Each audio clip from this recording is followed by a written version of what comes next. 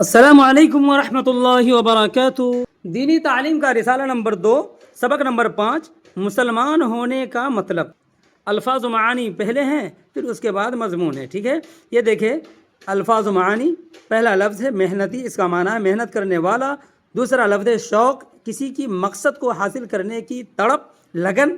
اسی طرح لفظ ہے آموختہ، اس کا معنی پچھلا سبق۔ یہ لفظ ہے مذہب، اس کا معنی عقیدہ، زندگی گزارنے کا طریقہ۔ بندگی لفظ ہے، اس کا معنی عبادت، پرستش۔ اسی طرح یہ لفظ ہے صحیح، اس کا معنی ہے حق۔ اب مضمون شروع ہو رہا ہے ماجد اور ساجد۔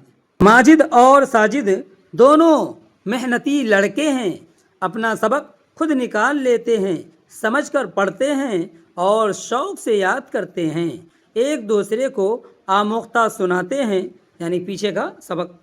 پھر ایک سوال کرتا ہے اور دوسرا جواب دیتا ہے۔ آج ماجد نے آموختہ سناتے ہوئے پڑھا، سارے مسلمان ہمارے نبی کی امت ہیں۔ ساجد نے پوچھا، مسلمان کسے کہتے ہیں؟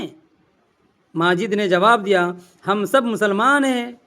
ساجد نے کہا، یہ ٹھیک ہے، ہم مسلمان ہیں، ہمارے ماں باپ بھی مسلمان ہیں، مگر مسلمان ہونے کا مطلب کیا ہے؟ کہ ماجد کو مسلمان ہونے کا مطلب یاد نہیں تھا۔ دونوں نے اپنے استاد صاحب سے پوچھا۔ سوال، مسلمان کسے کہتے ہیں اور مسلمان ہونے کا کیا مطلب ہے؟ استاد نے جواب دیا، مسلمان وہ ہے جس کا مذہب اسلام ہو، اور مسلمان ہونے کا مطلب یہ ہے کہ دل سے مانے اور زبان سے اقرار کرے کہ اسلام سچا مذہب ہے، جو کچھ اسلام سکھاتا ہے سب درست ہے، اور اس پر عمل کرے۔